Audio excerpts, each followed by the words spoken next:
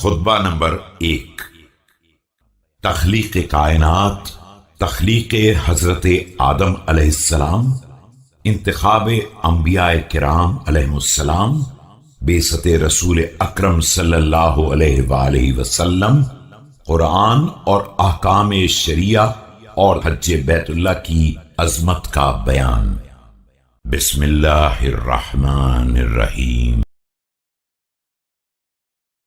الحمد لله الذي لا يبلغ مدحته القائلون ولا يحصي نعماءه العادون ولا يؤدي حقه المجتهدون، الذي لا يدركه بعد الهمم ولا يناله غوص الفطن۔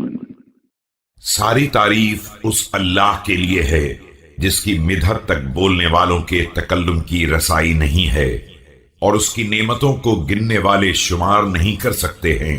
اس کے حق کو کوشش کرنے والے بھی ادا نہیں کر سکتے، نہ ہمتوں کی بلندیاں اس کا ادراک کر سکتی ہیں اور نہ ذہانتوں کی گہرائیاں اس کی تہ تک جا سکتی ہیں۔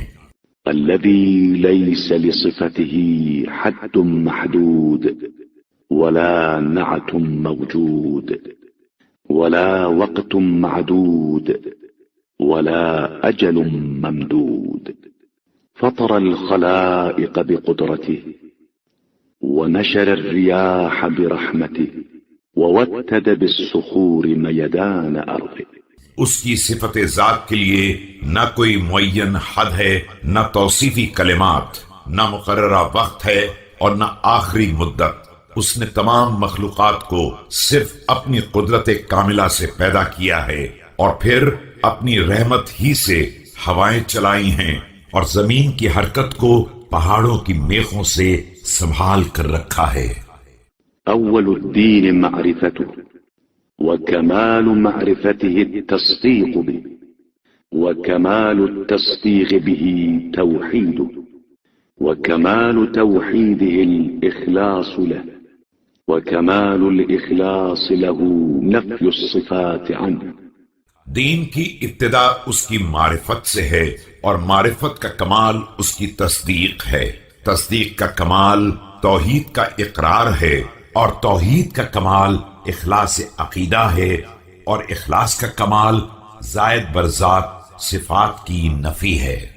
لشهادة كل صفة أنها غير الموصوف، وشهادة كل موصوف أنه غير الصفة، فمن وصف الله سبحانه فقد قرنه، ومن قرنه فقد ثناه، ومن ثناه فقد جزأه، ومن جزأه فقد جهله۔ کہ صفت کا مفہوم خود ہی گواہ ہے کہ وہ موصوف سے الگ کوئی شے ہے، اور موصوف کا مفہوم ہی یہ ہے کہ وہ صفت سے جداگانہ کوئی ذات ہے۔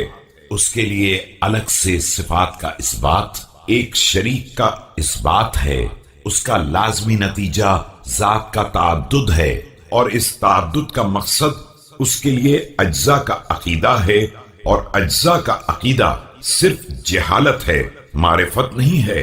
ومن جهله فقد أشار إليه، ومن أشار إليه فقد حده، ومن حده فقد عده، فمن قال فينا فقد ذمنا، ومن قال على من فقد أخلى منه، كائن لا عن حدث، موجود لا عن عدم۔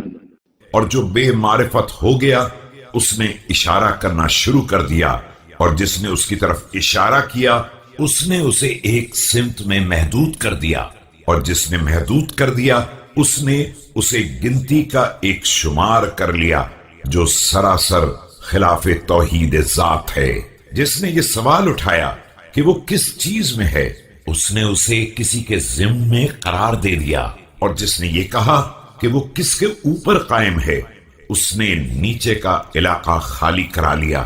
اس کی ہستی حادث نہیں ہے، اور اس کا وجود عدم کی تاریکیوں سے نہیں نکلا ہے۔